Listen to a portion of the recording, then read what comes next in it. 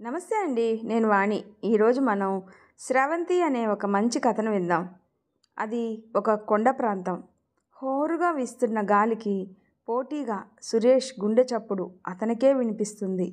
కొండ అంచుకు 5 అడుగుల దూరంలో కూర్చొని శూన్యంలోకి చూస్తూ ఉన్నాడు.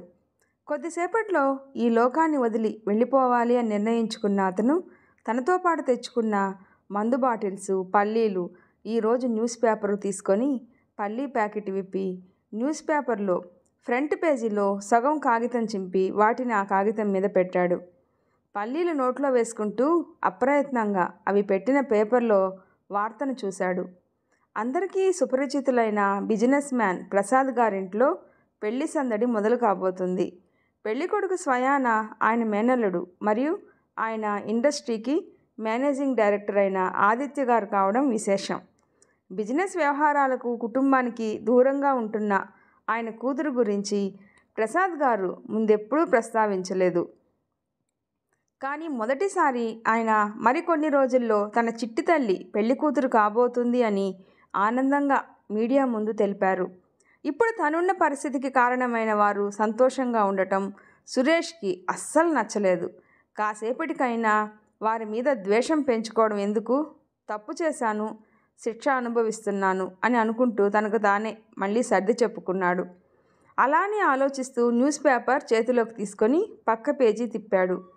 పరారీలో ఉన్న సురేష్ 5 నెలల క్రితం అతడి స్నేహితుడు రాకేష్తో కలిసి బిజినెస్ మొదలుపెట్టి పెట్టుబడిదారుల దగ్గర డబ్బులు తీసుకొని వారితో మరికొద్ది మందిని కంపెనీలో పెట్టుబడి పెట్టేలా చేస్తే భవిష్యత్తులో లాభాలు పెరుగుతాయని చెప్పి మెల్లమెల్లగా అతడి బిజినెస్ను పిరమిడ్ స్కీమ్ ధోరణిలోకి మళ్లించాడు. డబ్బులు పెట్టుబడి పెట్టి భవిష్యత్తులో లాభాలు వస్తాయి అని ఎదురు చూస్తూ వారికి తెలిసిన వాళ్ళను కూడా ఈ ఊబిలోకి లాగి ఇప్పుడు లాభాల సంగతి దేవుడెరుగు, కనీసం పెట్టిన డబ్బులు కూడా తిరిగి రావు అని తెలుసుకున్న పెట్టుబడిదారులు బాధతో కృంగిపోతున్నారు.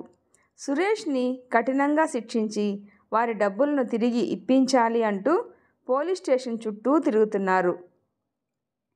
అతడి కోసం పోలీసులు తీవ్రంగా గాలిస్తున్నారు. అతడి కుటుంబ సభ్యులను పోలీసులు కస్టడీలోకి తీసుకున్నట్లు సమాచారం అని కనిపించిన వార్త చదవగానే కోపంగా పిడికిలి బిగించి న్యూస్ పేపర్ను ఆవేశంగా చింపి లోయలోకి విసిరికొట్టాడు.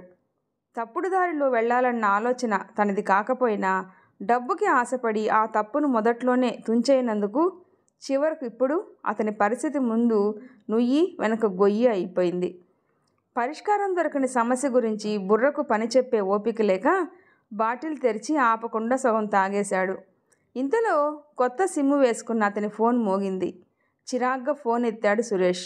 కాల్ చేసింది అతని కంపెనీ వాచ్మ్యాన్. సార్, ఇప్పుడు మీరు ఎక్కడున్నారు?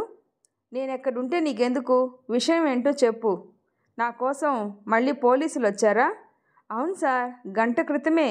ఈసారి ఎవరో కొత్త ఆఫీసర్ వచ్చి వెళ్ళారు సార్, పేరు అని చెప్తూ ఉండగానే కాల్ కట్ అయింది. ఏమైంది అని చూస్తే ఫోన్లో ఛార్జింగ్ అయిపోయింది.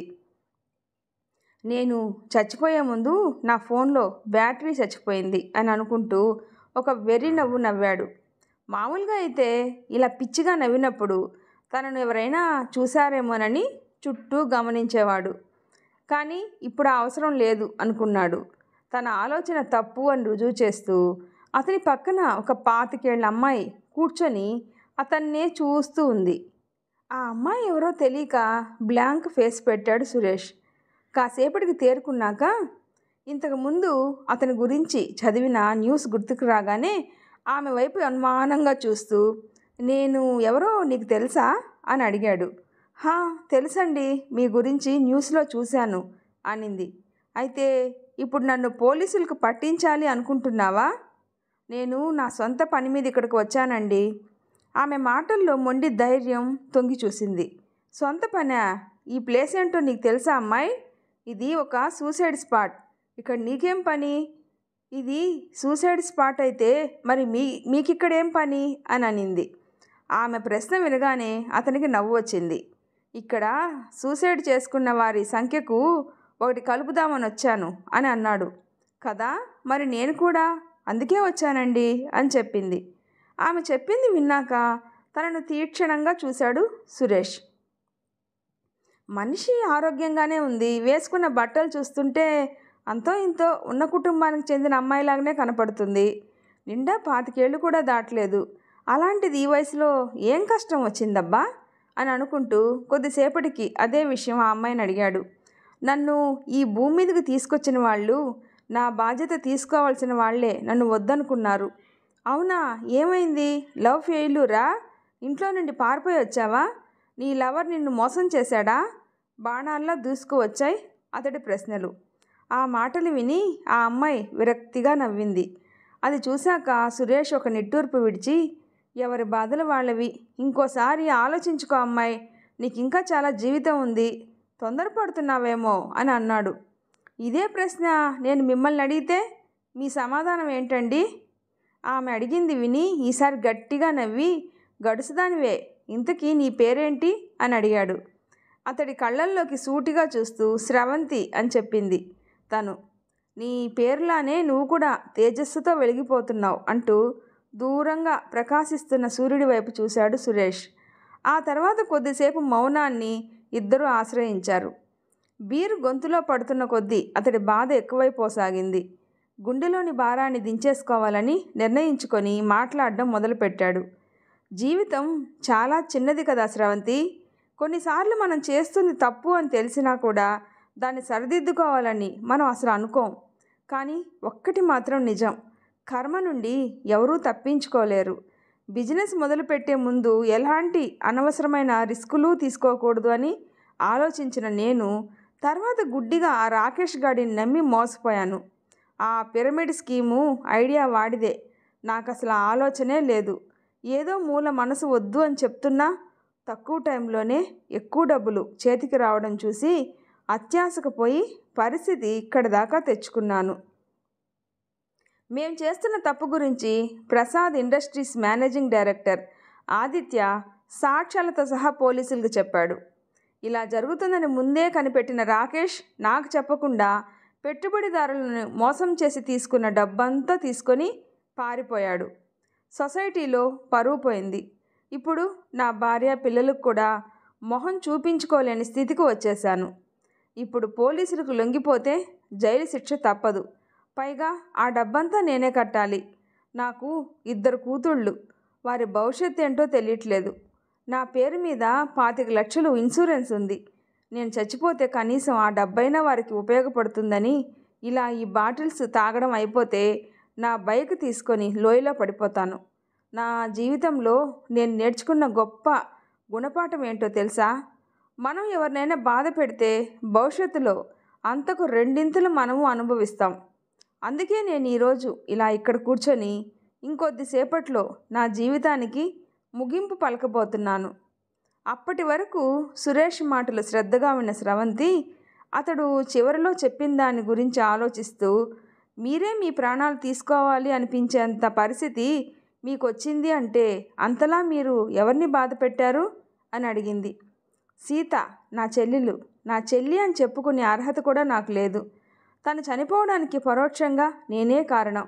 అప్పుడు నేను డబ్బు వ్యామోహంలో పడకుండా ఉండుంటే ఇప్పుడు తను బ్రతికుండేదేమో. తను నాకన్నా 10 ఏళ్ళు చిన్నది. మాది ఒక మారుమూల గ్రామం. అమ్మా నాన్న వ్యవసాయం చేసేవారు. నాన్నకు మగపిల్లలంటే చాలా ఇష్టం. నన్ను బాగా గారాబం చేసేవాడు. ఇంట్లో నేనే పెద్దవాడిని. నేను పుట్టాక అమ్మ 2 సార్లు ప్రెగ్నెంట్ అయింది.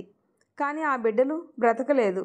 ఒకరు పురిట్లోనే చనిపోయారు. ఇంకొకరు పుట్టిన కొద్దిసేపటికే ఊపిరాడక చనిపోయారు. ఆ తర్వాత పుట్టింది సీత. అమ్మ కడుపులో ఉన్నంత వరకు తనకు తోడుగా ఉన్న తన ట్విన్ బ్రదర్ భూమి మీదకి వచ్చేసరికి నిర్జీవుడయ్యాడు. సీత వల్లే తన కొడుకును పోగొట్టుకున్నానని నాన్న అనుకోవడం మొదలుపెట్టాడు. ఊర్లో అంతా తనని ఒక నష్టజాతకులాగా చూసేవాళ్ళు. చిన్నప్పటి నుండి సీత చాలా చలాకీ అయిన పిల్ల, బాగా తెలివైంది కూడా. తను అందరితో స్నేహంగా ఉండాలి అనుకుంటుంది.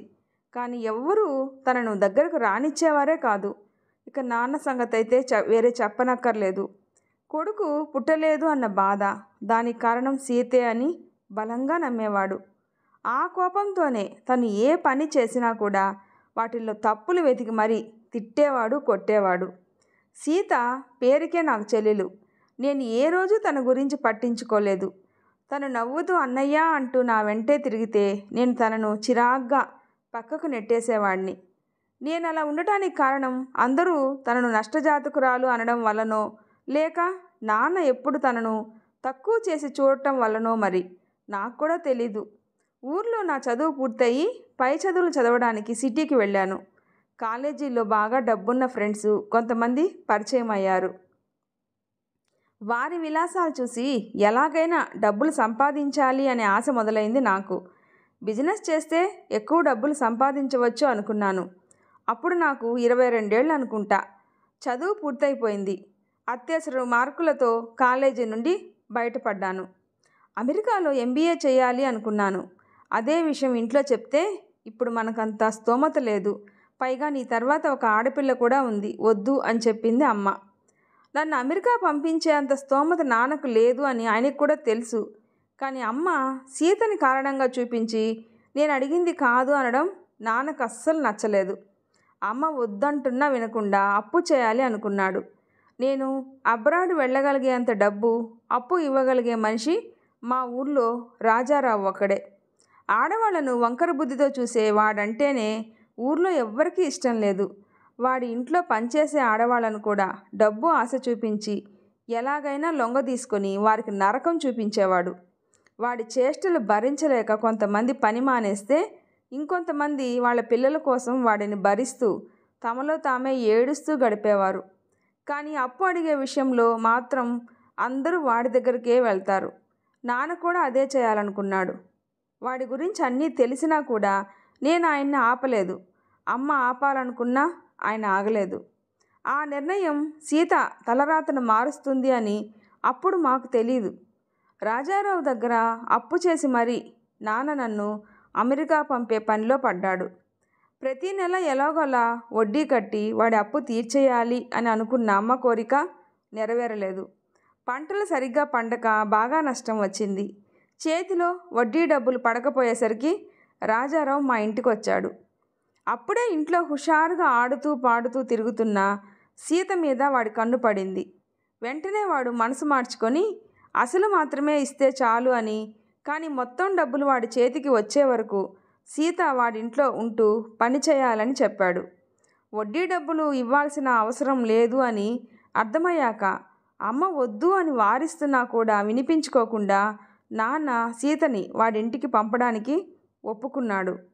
అదంతా నా కళ్ళ ముందే జరుగుతున్న రాజారావు ఉద్దేశం నాకు అర్థమవుతున్నా కూడా నేను నాన్నని ఆపే ప్రయత్నం చేయలేదు.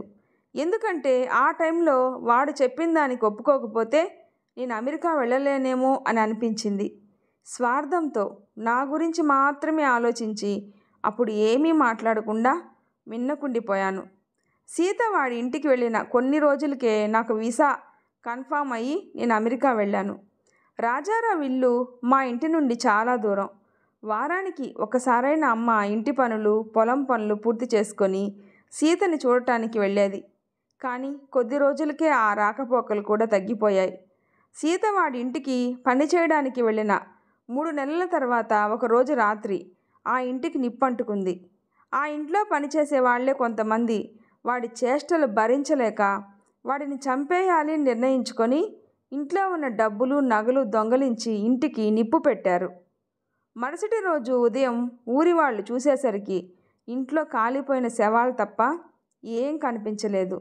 సీత బాడీ ఎక్కడుందో కూడా తెలియలేదని అమ్మ ఏడుస్తూ చెప్పింది. సరిగ్గా అప్పుడే అక్కడున్న సిచ్యువేషన్కి అస్సలు సింక్ అవని విధంగా నేను కొత్త పెళ్లి కొడుకులా నా భార్యతో అమ్మా నాన్న ముందుకు వచ్చాను. అబ్రాడ్ వెళ్ళడం వలన బిజినెస్ పరంగా నేనేమీ నేర్చుకోలేదు. ఖర్చు పెట్టిన డబ్బంతా బూడిదలో పోసిన పన్నీరే అయింది.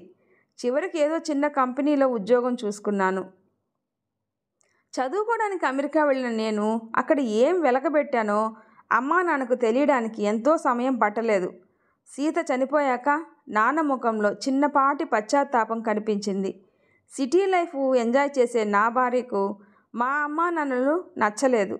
ఎవరికీ సర్ది చెప్పలేక, వీరి మధ్యలో నలగలేక ఇంట్లో గొడవలు ఎందుకులే అని నేను అమ్మా నాన్నలను పట్టించుకోవడం మానేశాను. అప్పటిదాకా నా మీద నమ్మకం పెట్టుకున్న నాన్న నేను పట్టించుకోకపోయేసరికి లోపలే బాధపడటం మొదలుపెట్టాడు. వీటితో పాటు ఆయన నిర్ణయం వల్లే సీత చనిపోయింది అనే గిల్టీ ఫీలింగు, ఊర్లో వాళ్ళ సూటిపోటి మాటలు ఆయన ఇంకా బాధ పెట్టాయి. ఆ దిగులుతో ఆయన ఆరోగ్యం పాడైపోయి మంచాన పడి చివరి రోజుల్లో సీత పట్ల తన ప్రవర్తన గుర్తు చేసుకుంటూ తనను తానే నిందించుకుంటూ బాధను దిగమింగుతూ కన్నుమూశారు. నాన్న అంత్యక్రియలు జరిపించడానికి వచ్చిన నన్ను అమ్మ కనీసం దగ్గరికి కూడా రానివ్వలేదు. ఇక ఊర్లో పెద్ద మనుషులు అమ్మకు సర్ది చెప్పడంతో నా చేతుల మీదుగా ఆయన అంత్యక్రియలు చేశాను. అమ్మను ఒక్కతే ఊర్లో ఉంచలేక నాతో పాటు రమ్మని అడిగాను. తను కనీసం నా వైపు కూడా చూడకుండా మొహం మీదే తలుపేసింది. తన ప్రవర్తన చూసి నాకు చాలా కోపం వచ్చింది. ఆ కోపంతో ఊరికి వెళ్లకుండా మానేశాను. కొన్ని రోజులకు తన ఆరోగ్యం బాగా దెబ్బతిని చూసుకునేవాళ్ళు లేక తను కూడా చనిపోయింది. నేను జరగాల్సిన కార్యక్రమాలన్నీ జరిపించి పొలం అమ్మేసి వచ్చిన డబ్బు తీసుకొని శాశ్వతంగా ఆ ఊరితో ఉన్న బంధాన్ని తెంచేసుకున్నాను. సిటీలోనే ఏదో ఉద్యోగం చేసుకుంటూ ఉన్నంతలోనే సర్దుకుంటూ నా భార్య పిల్లలతో కాలం వెళ్లదీస్తున్న టైంలో రాకేష్ నా జీవితంలోకి అడుగుపెట్టాడు. మళ్ళీ నాలో ఎలాగైనా సరే డబ్బు సంపాదించాలి అనే ఆశ రేకెత్తించాడు. వాడి మాటలు నమ్మి పొలం అమ్మిన డబ్బుతో కంపెనీ మొదలుపెట్టాను. అది చివరకు నా మెడకే చుట్టుకుంటుంది అని ఊహించలేదు అంటూ స్రవంతి వైపు చూశాడు సురేష్. ఆమె ముఖంలో ఎలాంటి భావన లేదు. అతను చెప్పింది విని ఆమె ఆలోచనలు 13 ఏళ్ళు వెనక్కి వెళ్ళాయి.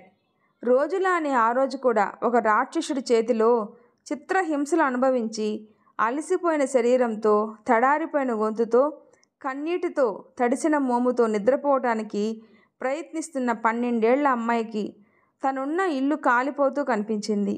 చివరకు ఆ ఇంటి వంట మనిషి సహాయంతో ప్రాణాలతో బయటపడి భయంతో పరిగెత్తుతూ ఎంత దూరం వెళ్ళిందో తనకే తెలీదు. నీరసంతో కళ్ళు తిరుగుతున్న టైంలో తనకు దగ్గరగా వస్తున్న కారుని చూడగానే ఏం చెయ్యాలో కూడా తెలియక షాక్లో ఉండిపోయింది సీత. కారు లైట్గా డాష్ ఇవ్వగానే అప్పటి వరకు కూడగట్టుకున్న శక్తి కూడా లేక స్పృహ కోల్పోయింది. ఎన్ని ప్రయత్నాలు చేసినా కూడా పిల్లలు పుట్టడం లేదే అనే ఆలోచనలతో కారు నడుపుతున్న ప్రసాద్ అతని పక్కనే కూర్చొని తాను జీవితంలో తల్లి కాగలదా అని దిగులుతో ఉన్న అతని భార్య రమ ఎదురుగా వస్తున్న సీతని గమనించకుండా కారుతో డాష్ ఇచ్చేశారు. జరిగింది అర్థమైన వెంటనే వారు కారు దిగి సీత దగ్గరకు వెళ్ళారు. తను స్పృహ కోల్పోయింది అని అర్థమయ్యి అంత రాత్రిపూట హాస్పిటల్ ఎక్కడ ఉంటుందో తెలుసుకోవడం కష్టమని సీతని వారితో పాటు వారింటికి తీసుకొని వెళ్ళారు. రాజారావు రాక్షసుడిలా నవ్వుతూ తన వైపుకు వచ్చి తనని వాడి చేతుల్లో బంధించాడు. కబంధ హస్తాల్లో చిక్కుకున్న పావురంలా వాడి చేతులు విడిపించుకోవడానికి ప్రయత్నిస్తూ గింజుకుంటూ ఉంది సీత. వాడు మాట వినట్లేదని కోపంతో కొట్టడానికి చెయ్యెత్తాడు. అమ్మా! భయంతో గట్టిగా అరుస్తూ బెడ్ మీద నుండి లేచింది సీత. జరిగింది కల అని అర్థమవడానికి తనకు నిమిషం పట్టింది. గుండె రెట్టింపు వేగంతో కొట్టుకుంటుంది. సీత అరుపు విని హాల్లో ఉన్న ప్రసాద్, రమ కంగారుగా తన దగ్గరకు వచ్చారు. తన పరిస్థితి చూసి రమ వెంటనే మంచినీళ్లు తీసుకొచ్చి ఇచ్చింది. టెన్షన్లో ఉన్న తను నీళ్లు తీసుకొని గ్లాస్ ఖాళీ చేసింది. ఈలోపు తన గురించి ఎవరైనా మిస్సింగ్ కంప్లైంట్ ఇచ్చారేమో తెలుసుకుందాము అని టీవీ ఆన్ చేశాడు ప్రసాద్. కాసేపటికి స్థిమితపడ్డాక వారెవరో తను ఎక్కడుందో అర్థం కాక అయోమయంగా వారి వైపు చూసింది సీత. వెంటనే రమ, చూడమ్మా, నువ్వు నిన్న రాత్రి రోడ్డు మీద పరిగెత్తుతున్నావు. మేము చూసుకోకుండా నీకు కారుతో డాష్ ఇచ్చేశాం. దాంతో నువ్వు స్పృహ కోల్పోయావు. మీ వాళ్ళెవరైనా వస్తారేమోనని మేము ఎదురు చూసాం, కానీ ఎవరూ రాలేదు. అందుకే నిన్ను మా ఇంటికి తీసుకొచ్చాం. ఇప్పుడు చెప్పు, నీ పేరేంటి, ఏ ఊరు అని అడిగింది. దానికి సీత సమాధానం చెప్పేలోపే రాజారావు ఇల్లు కాలిపోవడం, వాడు చనిపోవడం గురించి టీవీలో న్యూస్ స్క్రోల్ అవుతూ కనిపించింది. టీవీలో వాడి ఫోటో చూడగానే సీత ఒక్కసారిగా భయపడిపోతూ రమను గట్టిగా పట్టుకుంది. వెంటనే ప్రసాద్ తనతో, ఏమైందమ్మా, ఎందుకు భయపడుతున్నావు అని అడిగాడు. సీత మాట్లాడకుండానే భయంగా టీవీలో ఉన్న రాజారావు ఫోటో వైపు చూపించింది. వాడింటికి వెళ్ళాక జరిగినవన్నీ ఒక్కొక్కటిగా గుర్తుకొస్తుంటే ఏడుపొచ్చేసింది. తనకు రమని ఇంకా గట్టిగా హత్తుకొని అమ్మా అమ్మా అంటూ స్పృహకు తప్పి పడిపోయింది. సీత తనను అమ్మా అని పిలుస్తుంటే తెలియకుండానే రమ కళ్ళల్లో నీళ్లు తిరిగాయి. ఆ పిలుపు ఎప్పటికీ తన సొంతమైతే ఎంత బాగుంటుంది అని మనసులో అనుకుంది తను.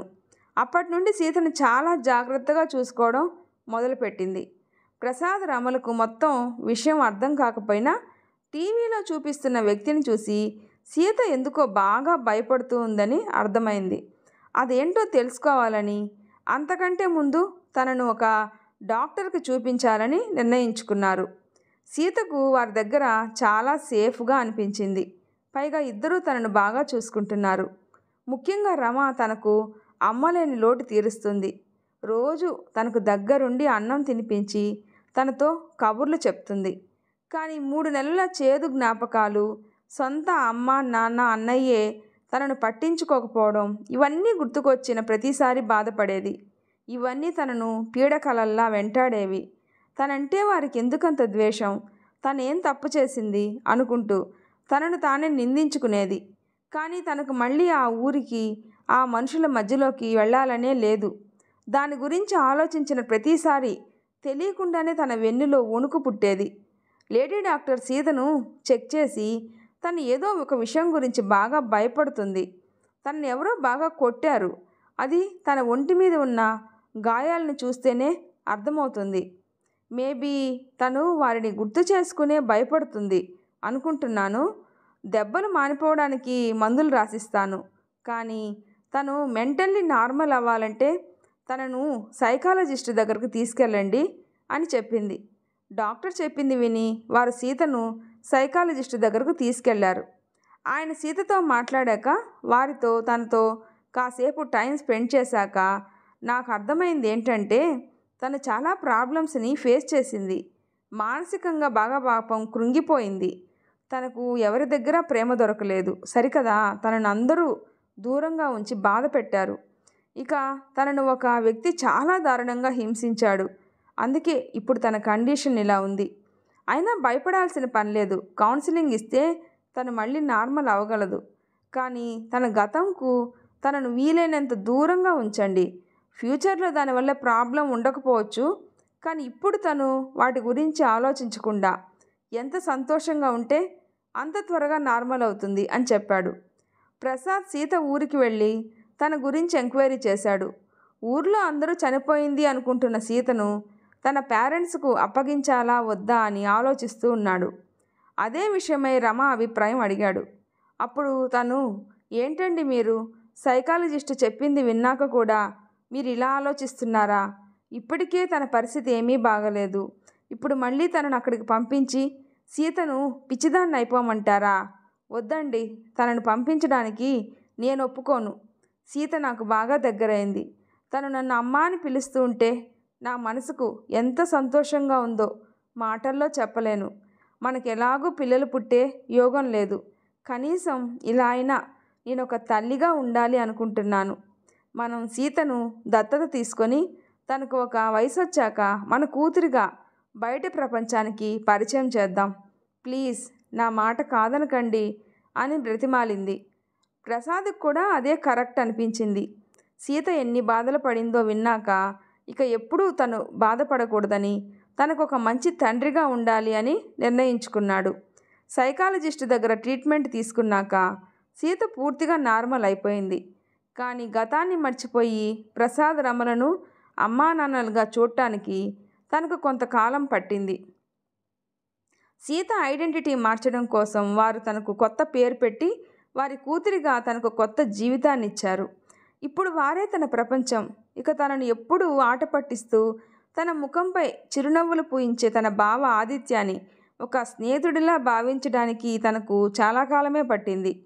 ఒకరోజు కాలేజీలో సీనియర్సు తనతో అసభ్యంగా మాట్లాడుతూ బలవంతంగా ముట్టుకోవడానికి ప్రయత్నిస్తూ ర్యాగింగ్ చేశారని వారి గురించి ఆలోచించి భయపడుతూ ఏడుస్తూ ఇంటికొచ్చింది స్రవంతి.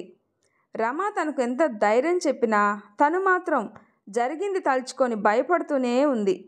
మెల్లమెల్లగా తనకు రాజారావు తనను ఎంతలా హింసించాడో గుర్తుకొస్తూ ఉంది.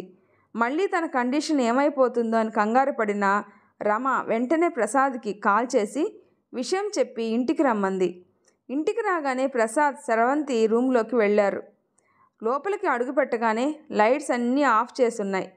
ఆయన లైట్స్ ఆన్ చేసి బెడ్ పక్కన నేల మీద కాళ్ళు ముడుచుకొని మోకాళ్ళ మీద తలపెట్టి దీర్ఘంగా ఆలోచిస్తున్న స్రవంతిని చూసి వెళ్ళి ఆమె పక్కన కూర్చున్నారు. మెల్లగా ఆయన భుజంపై తలవాల్చింది తను. అప్పుడు ఆయన, చూడురా, ఎప్పుడూ గతాన్ని తలుచుకొని భయపడుతూ అక్కడే ఆగిపోతే నీ వర్తమానం భవిష్యత్తు కూడా ఆ గతంలోనే కలిసిపోతాయి. ఇప్పటిదాకా భయపడుతూనే ఉన్నావు కదా, ఏం మారింది? నువ్వు సంతోషంగా ఉన్నావా? ప్రశాంతంగా ఉన్నావా?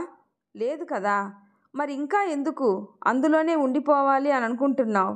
ఒక్కసారి భయపడటం మానేసి ప్రశ్నించి చూడు, ఏమైనా మారుతుందేమో.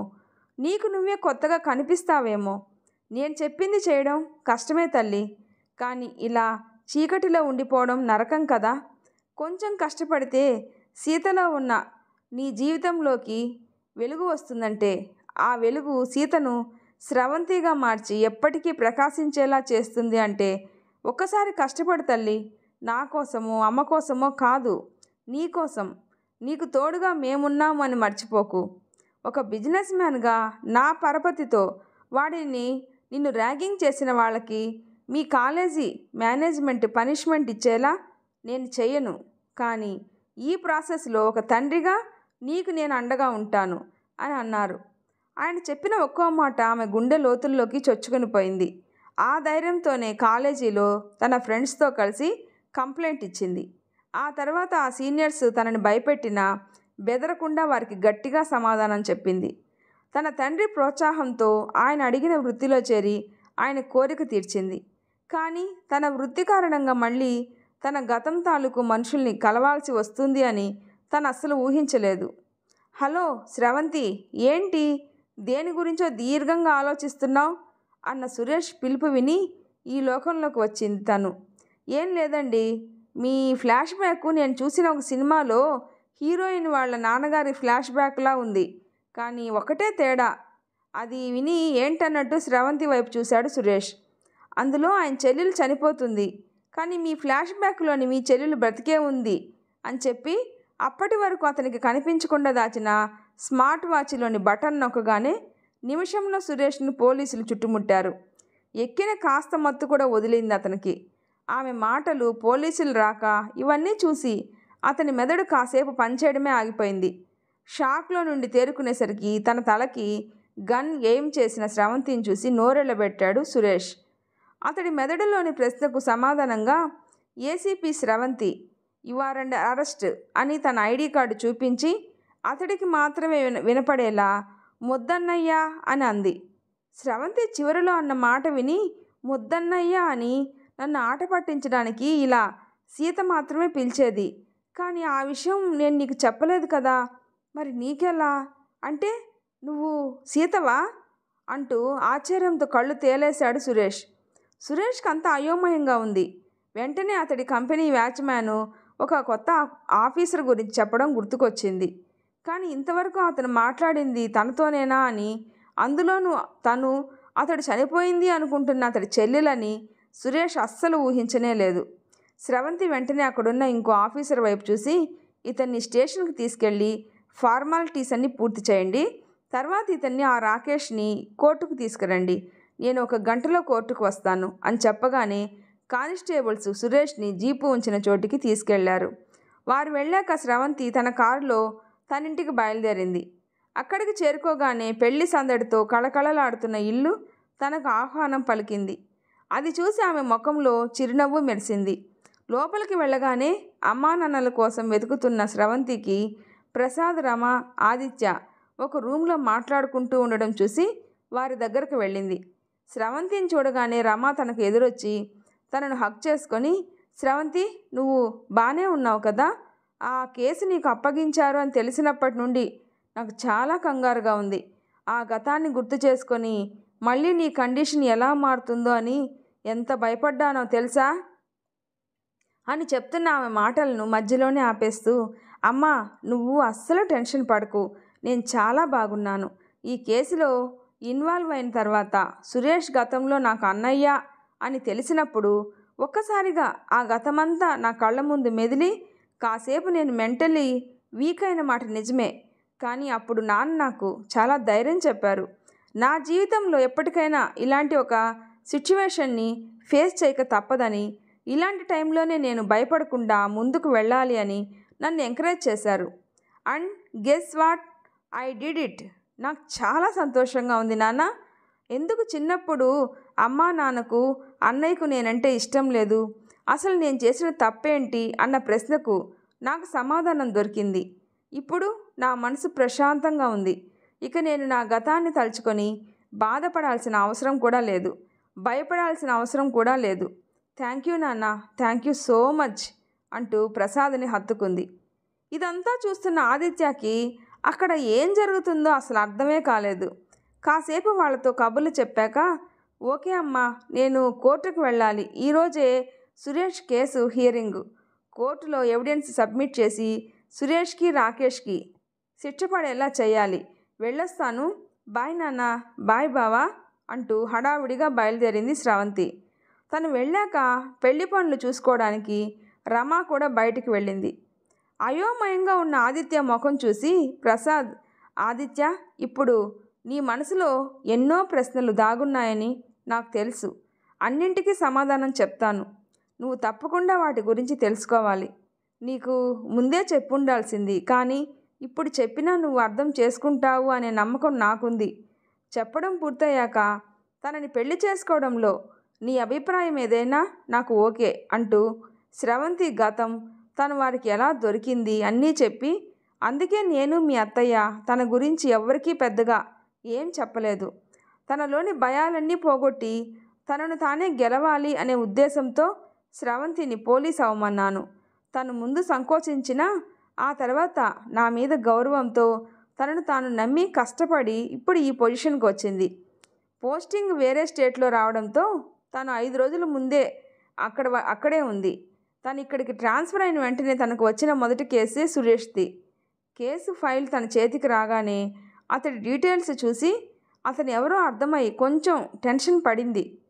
తను కేసుని హ్యాండిల్ చేయగలదా, తీసుకోవాలా వద్దా అని చాలా ఆలోచించింది. కానీ నేను తనకు ధైర్యం చెప్పడంతో కేసు టేకాఫ్ చేసి తనకు నమ్మకస్తులైన కొందరు ఆఫీసర్స్తో అతను ఎక్కడున్నాడో ట్రేస్ చేసి సీక్రెట్గా అతడి గురించి అప్డేట్స్ తెలుసుకుంటూ కరెక్ట్ టైం చూసి అతడికి ఒక స్ట్రేంజర్లా పరిచయం అయ్యి తన మనసులో ఉన్న ప్రశ్నలకు అతడి నోటి వెంటే సమాధానం తెలుసుకోవాలి అనుకుంది. ఇవన్నీ డిపార్ట్మెంట్కు తెలియకుండా, అలానే మీడియా ముందు తన ఫేసు రివీల్ అవ్వకుండా జాగ్రత్త పడింది. ఒక పక్క పర్సనల్గా ఇవన్నీ చేస్తూనే మరొక పక్క ఒక పోలీస్ ఆఫీసర్లా రాకేష్ని పట్టుకుంది. కానీ ఇది మీడియాకు తెలియకూడదని, తెలిస్తే పెట్టుబడిదారులను కంట్రోల్ చేయలేమని, సురేష్ కూడా దొరికాక ఇద్దరిని ఒకేసారి కోర్టు ముందు హాజరుపరిచి వారికి శిక్ష పడేలా చేద్దామని డిపార్ట్మెంట్ని కన్విన్స్ చేసింది. వారిని నమ్మించడానికి ఈరోజు సురేష్ కంపెనీకి వెళ్ళి ఇన్వెస్టిగేట్ చేసింది. అందుకే నిన్న మీ పెళ్లి గురించి మీడియా ముందు అనౌన్స్ చేసినప్పుడు నేను కూడా కావాలనే తన ఫోటో ప్రెస్కి ఇవ్వలేదు. ఇదంతా స్రవంతికి తెలిసిన విషయమే. కానీ తనకు తెలియని విషయం ఇంకొకటి ఉంది. నేను సీతని దత్తత తీసుకొని తనను స్రవంతిగా పెంచుతున్నా ఎప్పటికప్పుడు తన ఫ్యామిలీ గురించి తెలుసుకుంటూ ఉండేవాణ్ణి. సురేష్ పట్టించుకోకపోవడం వల్ల సీత తండ్రి దిగులుతో చనిపోయారు. ఆ తర్వాత తన తల్లి ఆరోగ్యం కూడా బాగా దెబ్బతినింది. అప్పుడు నేను ఆమె దగ్గరికి వెళ్ళి తన కూతురు నా దగ్గరే నా కూతురుగా పెరుగుతుంది అని చెప్పి సీత ఫోటో చూపించాను. ఆమె దగ్గర ఉన్నప్పుడు 3 పూటల కడుపు నిండా భోజనం లేక ఎప్పుడూ ఏదో ఒక అనారోగ్యంతో కళావిహీనంగా ఉండే తన కూతురు ఇప్పుడు ఆరోగ్యంగా ముఖారవిందంతో వెలిగిపోతూ ఉండడం చూడగానే ఆమె మనసు ఆనందంతో ఉప్పొంగిపోయింది. తనను అంత బాగా చూసుకుంటున్నందుకు నాకు మనస్ఫూర్తిగా కృతజ్ఞతలు చెప్పింది.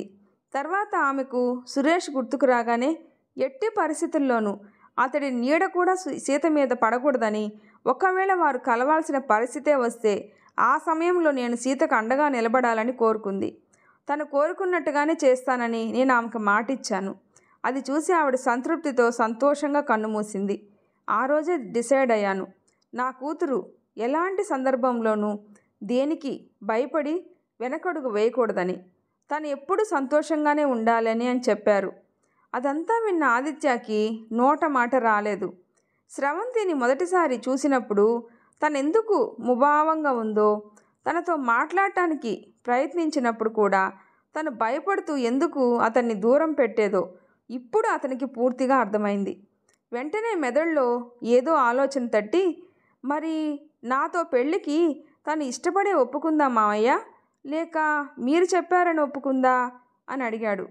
ఈ ప్రశ్న ఆయన ఊహించిందే కాబట్టి ఆదిత్యతో, మీ పెళ్లి గురించి ప్రస్తావన వచ్చినప్పుడు నేను స్రవంతిని అడిగాను ఆదిత్య, అప్పుడు తనేం చెప్పిందో విను. చూడు తల్లి, నేను అమ్మ అడిగామనో లేక అత్తయ్య మామయ్య ఆదిత్య బాధపడతారనో నువ్వు ఈ పెళ్ళికి ఒప్పుకోవాల్సిన అవసరం ఏం లేదు. నీకు నిజంగా ఆదిత్య అంటే ఇష్టం ఉంటేనే ఈ పెళ్లి జరుగుతుంది. ఇందులో బలవంతం ఏమీ లేదు. టైం తీసుకొని బాగా ఆలోచించుకొని చెప్పు. నీ ఆన్సర్ ఏదైనా సరే నాకు ఓకే అని అన్నారు ప్రసాద్. దానికి స్రవంతి, నాన్న అలాంటిది ఏం లేదు, నిజంగానే నాకు బావంటే ఇష్టం. ఇప్పటి వరకు ప్రతి విషయంలోనూ తను నాకు ఒక ఫ్రెండ్లా సపోర్ట్ చేశాడు. పెళ్లి తర్వాత భర్తగా నన్ను బాగా చూసుకుంటాడు అనే నమ్మకం కూడా నాకుంది. కానీ గతంలో నాకు ఎదురైన సంఘటనల వల్ల తనని భర్తగా యాక్సెప్ట్ చేసి తనతో మ్యారేజ్ లైఫ్ మొదలు పెట్టడానికి నాకు కొంచెం టైం పడుతుంది. అంతే తప్ప దాని అర్థం బావతో పెళ్ళి నాకు ఇష్టం లేదని కాదు. ఇంకా ఈ విషయం గురించి ఆలోచించాల్సిన అవసరం లేదు నాన్న అని చిరునవ్వు నవ్వింది స్రవంతి.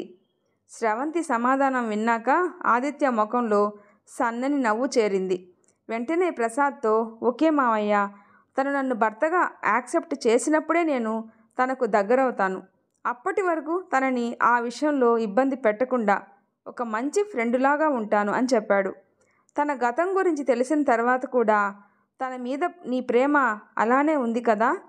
అవును మావయ్య, స్రవంతితో గడిపిన కొన్ని రోజులకే నేను డిసైడ్ అయిపోయాను తననే పెళ్లి చేసుకోవాలి అని.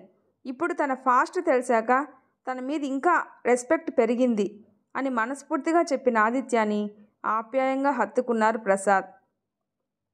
స్రవంతి కోర్టుకు వెళ్ళగానే అక్కడ సురేష్, రాకేష్, వారి కుటుంబ సభ్యులు, పోలీసులు కోర్టు బయట ఎదురు చూస్తూ ఉన్నారు.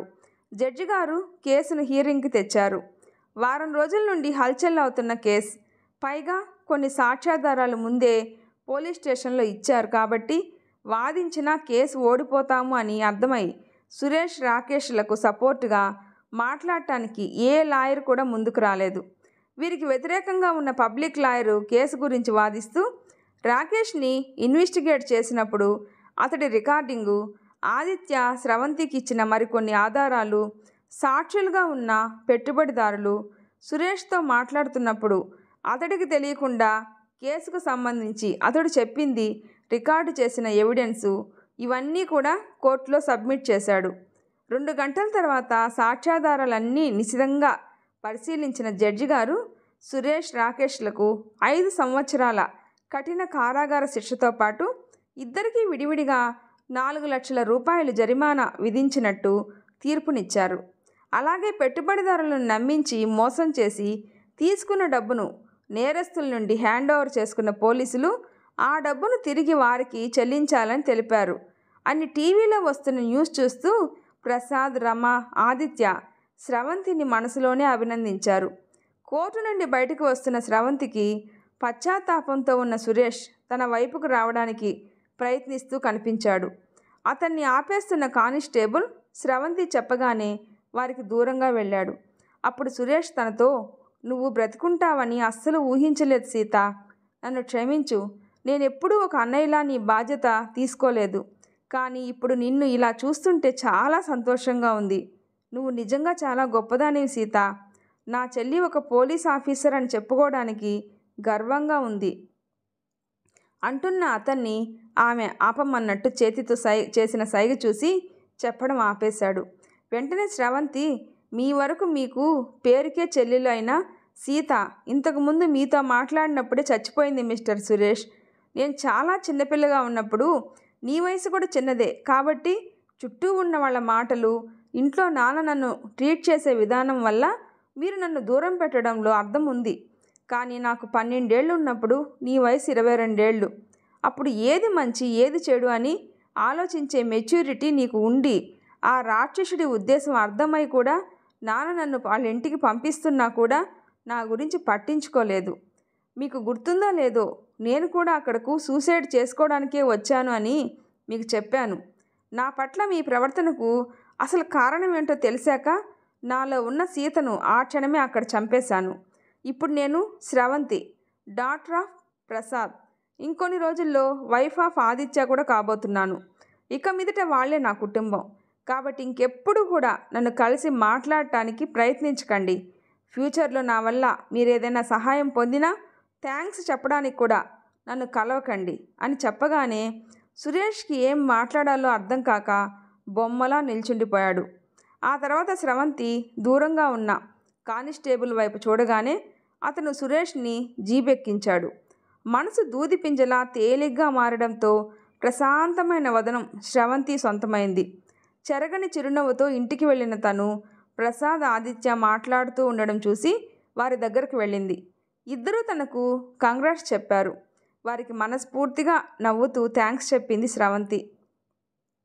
కానీ ఆమె ఇంకా ఏదో ఒక ఆలోచనలో ఉంది అని గ్రహించిన ప్రసాద్, ఏంట్రా, ఏం ఆలోచిస్తున్నావు అని అడిగారు. స్రవంతి ఆయన పక్కన కూర్చొని, సురేష్ పిల్లల గురించి ఆలోచిస్తుంటే బాధగా ఉంది నాన్న. ఇద్దరు ఆడపిల్లలు. వాళ్ళ తండ్రి చేసిన తప్పుకు పాపం వాళ్ళు ఏం చేస్తారు? ఇప్పుడు అతను జైలుకు వెళ్తున్నాడు కాబట్టి అతని భార్య వాళ్ళని చూసుకోవాలి. ఆమె పుట్టింటి వాళ్ళు ఉన్నా వీళ్ళని ఎంతకాలం అని చూసుకుంటారు? తనకంటూ సంపాదన ఉంటే అప్పుడు పిల్లలను చదివించుకోగలదు కదా. అందుకే తనకు మన కంపెనీలో జాబ్ ఇస్తే ఎలా ఉంటుంది అని ఆలోచిస్తున్నాను. అది కూడా మీకు ఇష్టమైతేనే నాన్న అంటూ ప్రసాద్ వైపు చూసింది. దానికైనా దీనికి ఎందుకు ఇంతలా ఆలోచిస్తున్నావు? నాకు తెలుసు ఆ ప్లేస్లో ఎవరున్నా కూడా నువ్వు ఇలానే ఆలోచిస్తావని. ఇక కంపెనీలో జాబ్ సంగతి అంటావా? కంపెనీకి సంబంధించిన డెసిషన్స్ తీసుకునే హక్కు నా కూతురిగా నీకుంది కాబట్టి నీ ఇష్టం అని అన్నారు. ఆయన చెప్పింది విని స్రవంతి ముఖం ఆనందంతో వెలిగిపోయింది. వెంటనే ఆదిత్య కూడా, తనకు ఖచ్చితంగా మన కంపెనీలో జాబ్ ఇద్దాం. మీకు ఓకే అయితే కంపెనీ తరపున తనకు లోన్ కూడా ఇద్దాం అని అన్నాడు. తన డెసిషన్ని సపోర్ట్ చేయడంతో పాటు అతని వంతుగా వారికి హెల్ప్ చేయాలి అనుకుంటున్న ఆదిత్య వైపు మెరుస్తున్న కళ్ళతో చూసింది స్రవంతి. ఇంతలో స్రవంతికి ఇష్టమైన పాయసం చేసి తీసుకొచ్చి తనకు తినిపిస్తూ, ఇక నీ జీవితంలో అన్నీ సంతోషాలే కన్నా అని మురిసిపోయింది రమ. స్రవంతి ఆమెకు ముద్దు పెట్టి తన చేయి పట్టుకొని ప్రసాద్ భుజంపై తలవాల్చి ఆదిత్య వైపు చూసి కళ్ళతోనే తృప్తిగా నవ్వింది. ఈ స్టోరీ మీకు నచ్చినట్లయితే ప్లీజ్ లైక్ చేసి షేర్ చేయండి, సబ్స్క్రైబ్ చేసుకోండి. స్టోరీ ఎలా ఉందో తప్పకుండా కామెంట్ చేయండి. ప్లీజ్ సపోర్ట్ చేయండి. Thanks for listening.